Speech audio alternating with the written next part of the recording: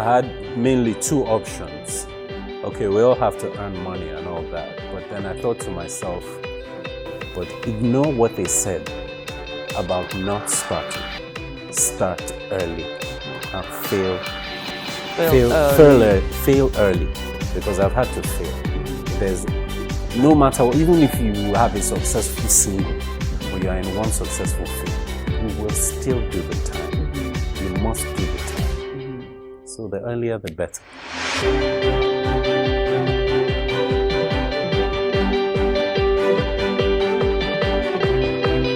Hello and welcome to today's Winning Woman Show. I'm so excited today because today is a Winning Woman Show first. We have our first ever male guest and he's going to be talking to us about making your own path. He grew up in a family that had expectations of him following a traditional career path, but he chose to make his own path. Perhaps like him, you too have pressures to conform, but your heart is calling you in a different direction. If so, today's show is for you. Listen and be inspired.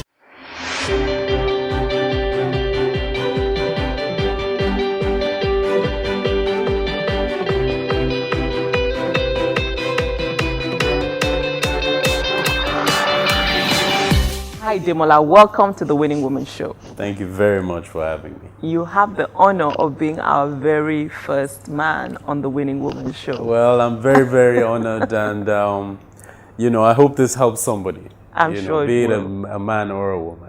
I'm sure it will. Yeah. And that was, for me, when I was thinking about this, I thought, should I have a man on the show? And I realized it's not so much about the sex of the person regarding this topic. It's more about the journey and the principles to be learned from it. So I'm really excited to have you on. I am too. We're talking about making your own path. And before we start talking in more detail, I was curious to find out whether you've always considered yourself to be a creative. Did you always feel like you were called to the creative industry and the creative arts, or was this something that you discovered as you grew up? Well, the problem for me discovering my purpose in a way is that I didn't know I had already started. I didn't know I had already started. A lot of the things I used to do, like drawing and all the impressions that I used to do, I was just doing them naturally for fun. I didn't know I had started my training. So the beginning was like that. Halfway down the line, when I started thinking about what I wanted to do with my life and thinking, okay, should I be a creative or should I be like this or like this?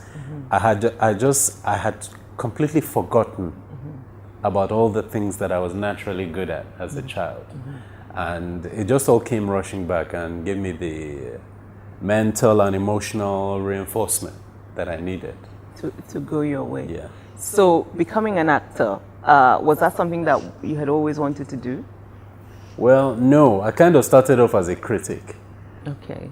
I just used to watch films and, when the acting, was wishy-washy, I would think to myself, well, he could have done it a bit better, he could have done it like this, he could have done it like that. All this is, bear in mind, no experience, no exposure to the arts in any way.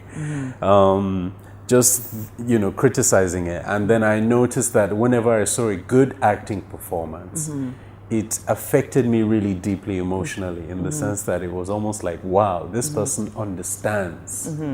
This person, I saw actors as people that had a lot of intelligence and like wisdom, because you have to understand the character and not judge the character before you can play it. Yes. So there's a lot of psychology to it, which is what interested me from the earliest point. Okay. Because in a sense, you have to enter into the person's experience. Yes, you do. And actors are really storytellers. They're in the league, in my mind, of, writers and poets, because there's some films that stay with you. There's some, TV or character or film personalities that, are immortal almost. They're iconic. And, and in a sense, because it's seen, they leave sometimes a stronger impression on you than something you read in a book. Or of course, because you're you know, your eyes, your ears, and your mind are fully engaged. It's so powerful. You know, narratives are so powerful in the sense that it's almost like hypnosis. You go to a cinema, they turn the lights off, the sound is all around you, and you're transfixed. Right. You can't really, you know, just go to the bathroom anyhow or just check your email or whatever. Yeah. You know, there's something right in front of you. So that is the power of it. That's how it You enter penetrates. another world for 2 or 3 hours or You however do. long the movie And then is. watching it and doing it is a completely different experience in the sense that you're using 2 operating systems at the same time because you are you and you are also another person. So it's a lot of work within. Right, mentally. Yeah. Yeah. So you were telling me about the journey to kind of rediscovering the parts of you that you had forgotten about as a child, and the armchair critic who thought, okay, I can do this better, or this should be done this way. Yeah. But that's still a big leap to, okay, I want to do this. So what got you to that point where you decided, okay, this is actually what I want to do? Well, I thought to myself that I had mainly 2 options. Okay, we all have to earn money and all that. But then I thought to myself, am I going to go only after money? Because that is also possible. It's possible to chase only money. And, you know, and the other thought was, am I going to live out my life through my God-given ability? Or is it going to be purely about money? So I decided if it was going to be about my God-given ability, then it has to be, okay, what can I do naturally? I had to go back and what can I do naturally? Okay, I can draw. Okay, I can do impressions. Okay, I can tell stories. Okay, you know, when I was younger, I used to create comic books and sell it for Kim Biscuit and Milk and Milo in secondary school. So that is the kind of thing that made me realize that, you know, my gift is artistic, not necessarily scientific or anything like that. Right. Yeah. So I'm hearing you say that for you, it was about self-actualization. Yeah. You know, there's a way I want to live in this world. Yes. And it's about living meaningfully and doing Naturally. something that, is purposeful for me and I feel is what I'm here to do. Definitely. It was more about living naturally, not like going with the flow of life, as opposed to, I was under a lot of personal stress and pressure, external and internal, on what was going to happen to my life after education and all that. So it had to be something that didn't make it more difficult for me to live happily. Right. It had to be something that took me closer to happiness and not away from it. So with that in mind, I just went down that path. Which leads me to the next question, which is that obviously your family had a very different idea about how your life should go, and you alluded to that a little bit in, or should I say your parents. So can you tell us a little bit more about what were some of those expectations on you in terms of your career and your work life? Well, just, you know, there are money pressures of, you know, how you're going to make money, you know, and pressures of, you know, the professions, the things that people are usually respected for, like being a doctor or being a lawyer or being, you know, just by the way, I actually think you would make a great lawyer, but that's a by the by. Really? You know, I've been thinking about that recently in that a lawyer would have an easy career transition in becoming an actor because he's constantly communicating and reading. Right. Anyway. And telling somebody's story. Well, yes, that is true.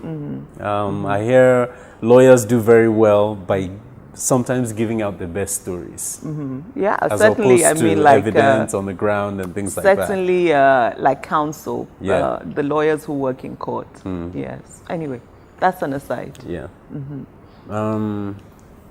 Sorry. So the pressure was on to follow an office job, and I know that you did some office jobs. Yes, I did. What was that like for you experientially? It was, to put it lightly, it was a soul-crushing experience. Okay. Just, it was almost like being in a straitjacket, being in a position where I couldn't really move and do the kind of things I wanted. I wanted a life where I didn't have to resume in an office necessarily every day. I mean, I still do resume in an office when I'm not on set, but I don't have to on a daily basis. I can have a film project and leave my office situation, go and do that, and then come back. I think so. The variety, the freedom, the flexibility was important for you. Too much structure might be constricting for me. Right. So I needed a bit of chaos right. into the mix, a bit of uncertainty, a bit of unpredictability. Right. I just needed to live that way. Okay. So you felt a little bit like a square peg in a round hole, or vice versa. Yes. Right. Yes. So tell me about your foray into acting. How did that start? Well, it started in the UK, getting closer and closer to the end of my education. It helped that I was in the UK when I was getting to the end of it, because I was more inspired. You know, I was living in the UK at the time with a certain lovely family that was kind enough to take me in and accommodate me. And around that time is when I started really thinking about it. And I was surrounded by so much creativity at the time. You know, I was in the UK, I was seeing a lot of films, a lot of art, and I was feeling like, you know, this is what I want to do with my life. I want to live a life where ideas are bringing me money, not just tangibles or paperwork or administrative or logistical work. I wanted to live artistically and also to be able to take care of myself financially, which is beginning to come to fruition. Right. So did you spend time developing yourself undercover, so to speak? So it's one thing to be in an environment where you're exposed to a lot of art and literature and film. It's another to actually be developing your craft. So was any of that happening? Yes, there was constantly, okay, because I was, especially when I went back to the UK to do masters, I used to go to workshops. Like, I didn't have enough time to go to acting school because I was doing a master's degree at the time. So I was just going to workshops, random acting workshops that I would hear about. I was doing part-time modeling. I had gotten in touch with an online agent who was getting me some modeling jobs and stuff like that. And she sent me an email one day and saying there was a speaking part in a short film that I should try out for it. Keep in mind that before I left Nigeria again, I'd been getting offers to come and be in films. I was running a company called Yin Media, and part of the work we were doing was creative writing. We wrote the programming for a new TV network that was about to start called the Niger Channel. And we wrote them a flagship show that is supposed to, you know, open them up into the market and get people knowing about them. You know, the way Netflix is doing content now and everything, not just distribution. So after we finished the first episode, we delivered, he read it, he loved it, and he said, you know what, I want you to play the coach. It was a narrative about a coach and a player. Right. And I was like, nah, acting? No, that's not part of the plan. And everything turned around in the space of 2 or 3 years, because being in an environment where I put myself out there and I was getting responses. You know, I was getting jobs for what I wanted to do. And I had options. I could choose this job over that. I went for this short film.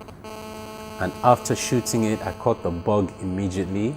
You know, it was like, I felt like this is definitely part of what I'm supposed to be doing. I'm supposed to be doing a lot of things, but this is definitely one of them. Right. So I kind of went full force when I came back. And it was, of course, it was difficult as well. A few rejections here and there. But it was already too late. I was already in it, and something was going to happen no matter what. Okay. So tell me about the family expectations. So, you know, your parents had the expectation that you were going to be doing this, you know, 9-to-5 job, a regular job. What was it like to break the news to them that, you know, this is what I'm doing? How did they find out you were acting? I didn't actually break the news because the discouragement towards the arts was very overt. It was like, nah, you know. I remember I had a hairstyle, a mohawk, like a curly mohawk at the time, and I was on the site with my dad when I was inspecting one of his properties, and my brother showed up, and they were commenting about my hairstyle, and my brother said, yeah, but this suits what he wants to do. He wants to be in the media entertainment space. And my dad was like, what? What media company? What is that? Better go and grow your hair back. You know, that kind of thing. So I didn't really announce it to anybody. I just took the steps I needed to take. Of course, there's there's the nervousness that it might fail. There's the hesitation and all that. But no one ever got through anything by letting those voices win. Right. You just have to decide and go ahead and see what happens. So I did it, and when they started to discover it, it was too late. It was too late. Yeah. So what was the response like when they found out that you were like in a major movie? Because I remember your first major movie was October 1. Yeah. And I know the entire family went to see that. What was that? What was the feedback and response after that? Well, before, I have to say that we all like a bit of success. So I have to say that the initial responses were very doubtful. There was a lot of, just a lot of speculation about how I would be, if I would be okay, if I would make any money, if I would succeed. And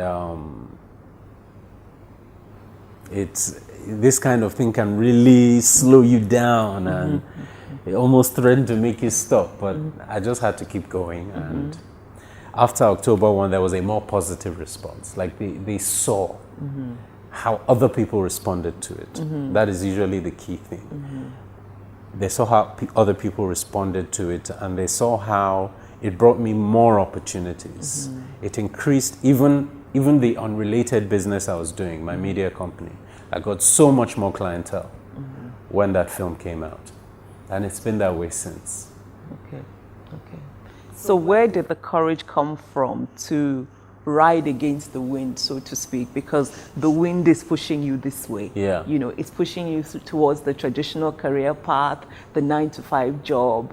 Where did that courage come from to say, no, actually, I want to ride against the wind. I think that's my destiny. Because I cannot explain it to you physically or biologically, I just have to tell you, I believe it's God's.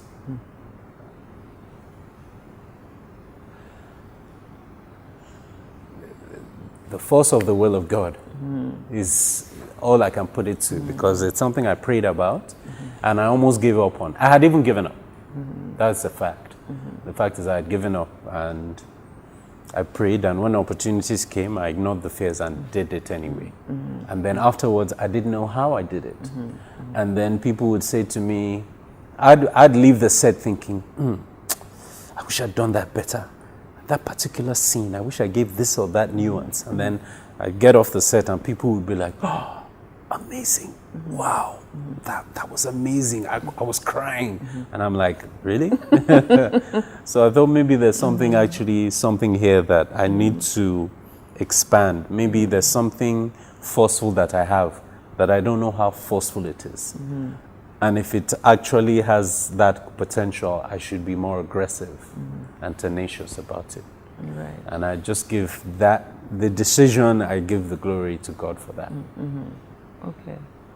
So what were the early seasons of acting like? Because, October 1 came, your name came on the scene, and then, it took a while for, your career to build. Yeah. In that in-between season, what was that like? Was that like, oh my God, do I go back? What was going on? I thought, there was a wave of recognition. And of course, all energy is cyclical. Something starts, it rises, it must fall.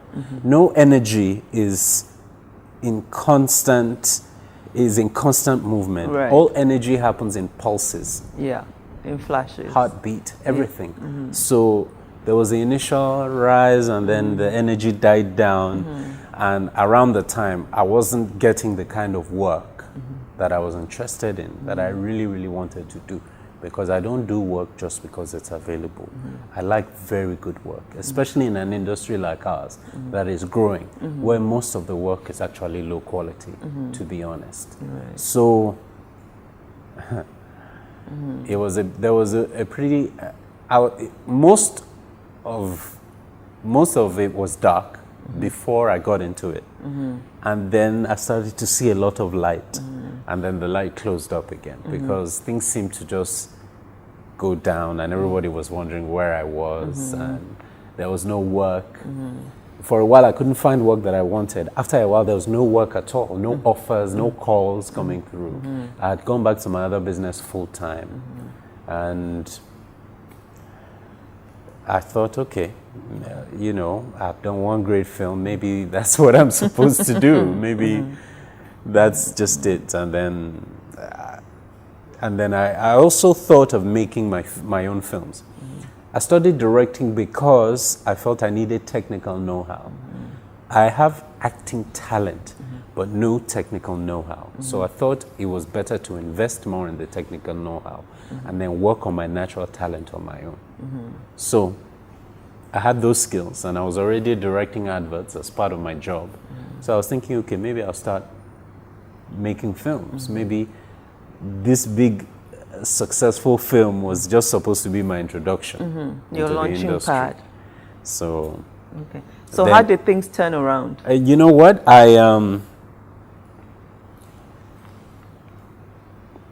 Again, I can only say, I can only bring God into it. Again, I can only bring God into it because I had even stopped making a lot of effort. Almost as if, you know what, I had been going to auditions, not getting roles and stuff like that. And it almost seemed like out of spite because everyone had seen this amazing performance in October 1. But people weren't giving me roles. Right. And I think people also maybe thought, oh, he's from this kind of background. He thinks he's all that. You know, Yes. was there part of that? There was that. But I didn't know really how to communicate that for the purpose of this interview. But there was a lot of feeling like I was a threat, I think, going on. Which does have its good and bad sides. Okay, it makes you think, okay, there's hope, I have something. But at the same time, I need action, and there's no action. So it's a double-edged sword in a lot of ways. So you were talking about the turnaround. The turnaround, it was almost as if one day I wasn't getting offers, and a few days later, I had like 3 or 4. That's literally how it was. It was just like that. I can't really take any credit for it. Right. Yeah. For me, one of the things that is really interesting with your career is that I know you've been really selective about what you do, and I find that very admirable. I think especially in a place when you are desperate to work, you know, sometimes like, look, I need to pay the bills or whatever, so I'm going to do this role. But you've been really intentional about choosing particular types of roles. Yeah. And what has that been like for you in terms of your stance morally in that, okay, sometimes there are needs that need to be met. How do you not succumb to that because actually you're waiting for this type of movie? Yeah. I really do not understand the mechanics and intricacies of how success is created. I don't know how God does it. I don't know how men do it. I'm just trying to increase my chances by maximizing every opportunity I agree to, that I get and that I agree to. Any work I do, I will do it 110%. But it may look like I'm not working because I'm not everywhere because I'm not picking absolutely every single thing. And it can have a negative effect on you in the industry that we're in. People blacklist you a lot. If you say no to a role, you can get blacklisted from that production company for that. Right? Oh, wow. So there's a lot of that going on. There's a lot of human stuff that is very combative, a lot of ego stuff going on. But I just can't involve myself in that. I feel like my career is not even in my hands. Like I'm even watching my career to see what's gonna happen, honestly. Okay. So I feel like if I'm in a situation where I'm in negotiations for a job, I'm close to the end and we almost got it and we're about to get it and we don't get it, it's still fine because that wasn't mine. Right. That's how I see it now. Okay. I mean, it may seem like the most convenient way to think, but it works. Yeah. But I mean, I think if you're a person of faith and you believe that God is directing the affairs of your life, then, you know, that makes a lot of sense. No, I mean, I don't want to make God directing the affairs of one's life to mean that you can sit back and just be looking. You know, you have to take the steps.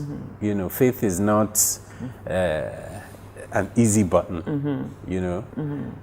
You have to hustle, you have to make certain strategic decisions, you have to advertise one way or the other, you have to promote yourself one way or the other. Yeah. So there are strategic decisions involved, but I've seen many people fail at what they love. You know, so I'm not going to take the risk with what I don't love. Right. I'm going to take the risk at success or failure with what I actually love. That's really powerful. You know, taking the risk with what you love. Yeah. Instead of because what you can don't still love. fail. Yeah. True. True. So now that you're working as an actor, do you feel like you're living the dream you had for yourself as a child or as a young person? to some extent, yes. Even though I'm not, this is not where I saw the dream taking me, right? It's starting to happen.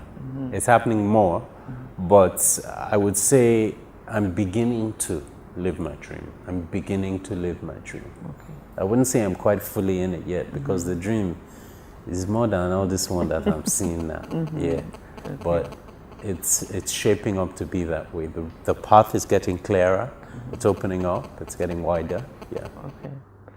So tell me about your movies. Of all the movies you've done, which is your personal favorite? My personal favorite is still October 1 because it really was a revolution of Nigerian filmmaking when it came out.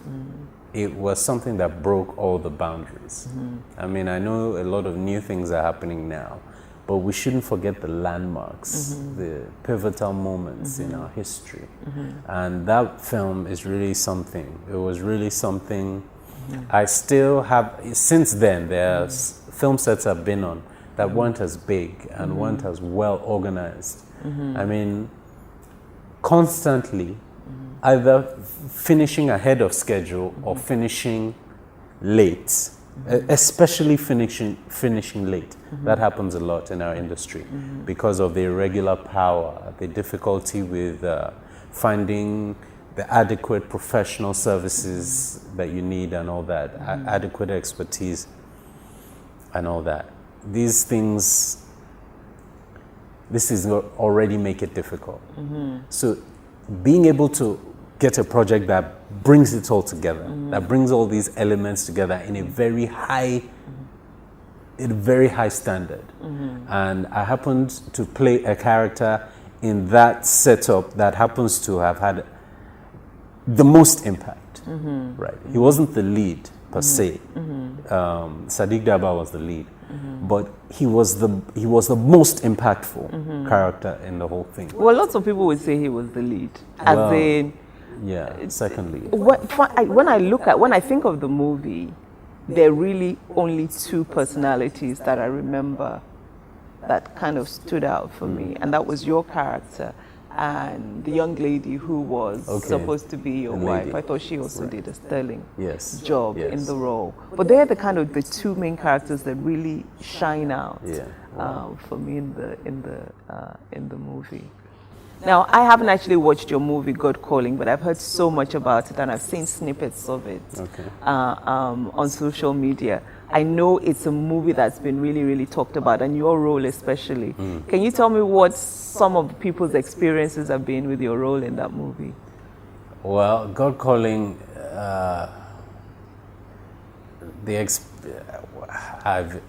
it's hard to put into words what some of the things that people have said to me regards to that film. They send me messages saying how my portrayal of how my portrayal of the Savior brought them back to Christianity, how that must be how he's like, that must be how he is, he must be, I'm sure he's that understanding, I'm sure he's that calm, you know. And it makes me speechless because this is something that's a very big deal for me as a Christian. You know, it's something I took very seriously. My whole point of that thing was to not deliver one single frown from that character. No negativity whatsoever must exude from him, because even in the narratives that we have on it, we only have one moment of anger from him in all of the history. So I wanted that to come out. I wanted the peace to come out, and the nurturing aspect of him. I wanted that to be seen on the screen, and it was an overwhelming response in terms of how it made people feel. So what was your preparation for the role? Just reading. I wanted to take it really far. I wanted to see how I could mix the Israeli accent with the African accent. I wanted to see if I could learn some passages in Aramaic so that I could say them in the film. But he said, no, don't worry, calm down. You know, you're taking it a bit far. You're taking it a bit far. Just pull back there. You know, what we're trying to deliver is something very general that anyone can make their own, because there are Christians that don't like the Israeli aspect of what the thing is. There are Jews that don't like the Christian aspect. So to make it more general, let him just be a human that speaks English like you or me. And maybe the kind of thing where if we saw him in Pakistan, he would speak the language, and if we saw him in Brazil, he would speak the language. He would blend with where he is. He's the Messiah for all, but in a different way for all. So I had to pull it back and just use that. Just use something very basic and general. What about King of Boys? That was another iconic movie that garnered a lot of response. That garnered a lot of negative responses, actually. Oh, really? Yes, because he was a bit pathetic. You know, that character was a bit pathetic. He was a coward. He was clueless. He didn't know anything.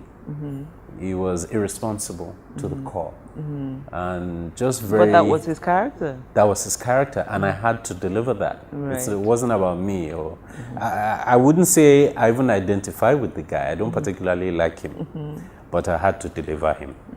And he... another thing I like about that film is he doesn't have too much running time. And he is not particularly one of the major leads, but he's very impactful in the film. If not for what occurred through him, everything could still have been fine. The end wouldn't have been as disastrous as it turned out to be for the main character. I mean, I thought overall the movie was another really iconic movie. Yes, Kemede Tiba, very brilliant. Yes, and having a woman as the lead in a movie called King of Boys. Really, the King of Boys was a woman. Yes. So it's pioneering in many. Especially around here, Yeah. these parts. Yeah.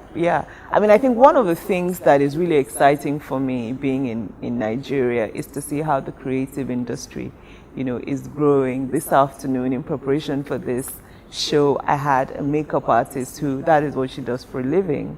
I had a photo session before this with a guy who that is what he does for a living, even though he studied engineering. And it's really exciting for me that the society is changing to a degree where people can actually live doing this. It's still really new. Yeah.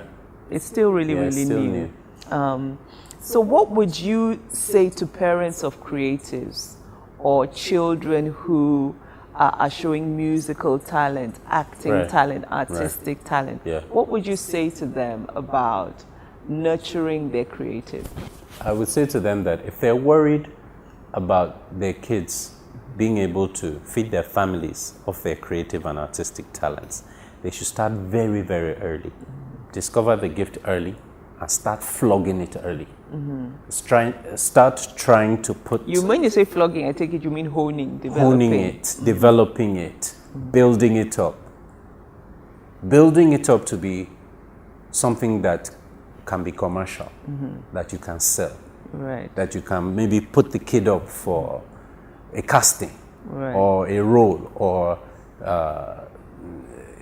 to be a child model, or if they're an artist, let them do an exhibition when they're 10 or 12. Right. Let them start early. If they're going to fail, let them fail early. Let them see the real thing early, what it's really like. All the rejection, all the love, everything that they're going to go through, the hardship of training, let them see it very early. Right. Yes. So for you, it's about don't let's cut it off. Yeah. Don't let's hold it back. Fan the flames. Let's fan it into flame. Yeah. Let's understand that as many as are called to be lawyers, engineers, and doctors, there are also those who are called to be artists and writers and impersonators and comedians and ventriloquists, and theater actors and lighting people and boom guy, sound man. There's expertise required for all these things. You can't just wake up and do these things. Even the people that taught themselves, they went to YouTube, they sat down, it's education, it's training, it's not just, it's something to be developed. Yeah. I guess the core of it for many parents is that they feel this is an insecure profession. Risky. It's not like a job that at the end of each month you get a salary. This is a job, contract based. Somebody gives you a role, you do it, and then you don't get another one for 6 months, maybe, or and I guess it's that insecurity that makes parents think, no, I want to steer my child down the straight and narrow. They want to play it safe. They want to protect. Yeah. But in many of these industries, for the people who do really well in them, actually, they don't need a salary. They live beyond the salary. Exactly. Yeah.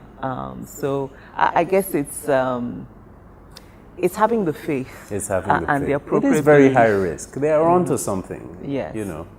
They're not against you. They don't want you to fail. In fact, that's the whole point of all the pressure. They don't want you to fail, but they want are you to do acting from a place of not knowing what they're actually talking about. Right. Yeah. You can't blame them, but they don't know.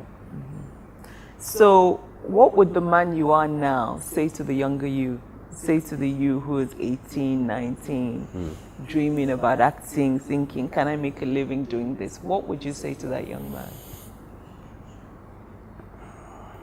I would tell him, continue your education, but ignore your parents and start now. Continue and finish your education according to the plan, but ignore what they said about not starting. Start early and fail Fail early. Right. Yeah, because I've had to fail.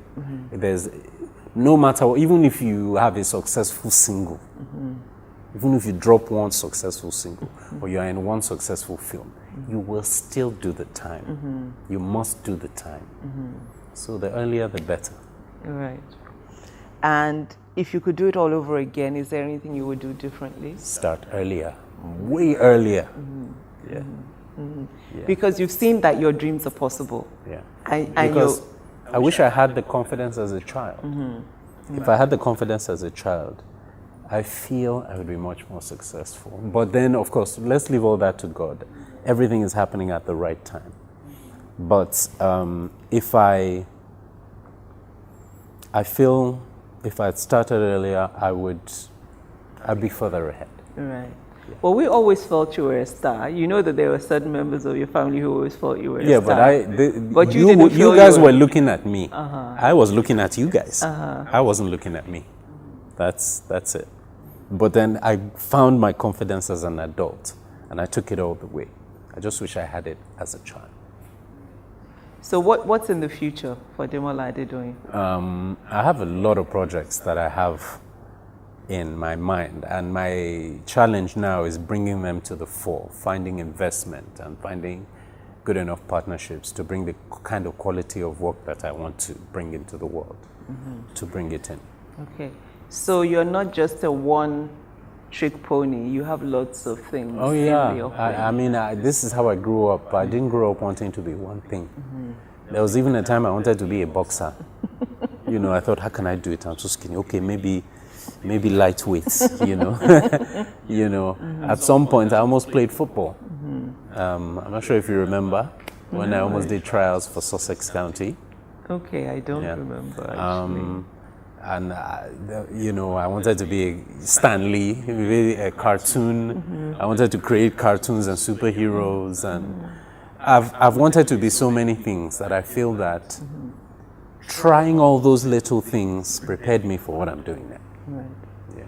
So what would you like your legacy to be within the film industry? Just as a kind of Renaissance man, whatever the Da Vinci of our industry would be, I just want to be someone who is able to do diverse things, who is not stuck in Mr. Romantic role, who can go happy, can go dark, I can deliver the lessons of love, and I can deliver the lessons of malice as well, because this is what filmmaking is. It's context for decision making. It's a very powerful, imagine the world without film. Just put it that way, right. So that's like saying, imagine the world without storytelling, exactly. without reflection, yes, without garnering of wisdom. Yeah. Do you see yourself as a pioneer? Not really, because there were others before me. Were there others like you? I don't think so. I don't think so. Wouldn't we all think of it that way? Don't we all want to see ourselves as No. The reason why I ask that is that I think of a lot of people in acting in Nigeria are not from the kind of background that you're from. Yes. So for me, it's one of the reasons why I was really eager to make this show, because I know the courage that it took for you to say no, actually, in your very gentle way, because you were not violent with it, you were not upfront with it, but you were quietly resolute about what it was that you wanted to do. And I think that takes a lot of strength when there is a lot of pressure for you to do something else. And that's why, in a sense, I say you're a pioneer, because yes, there are lots of other people acting, but there are very few people from your background and your way of life who this is what they do within the African context, or definitely within the Nigerian context. Yeah. I think there have been one or two females now, but I've yet to identify another male. I don't know if you have. I don't know. Maybe a few. I don't know. I don't know. I don't know. Other people would have to say that for me. I can't be the one to really say that. Okay. Yeah. Well, no, I'm not asking you a question about the quality of your acting. I'm asking you about How many people from your walk of life do you see within the acting sphere? Not many. Right. Really not many at all. Not many. Very few. And, how do you deal with some people that still have the idea that acting is not a real job?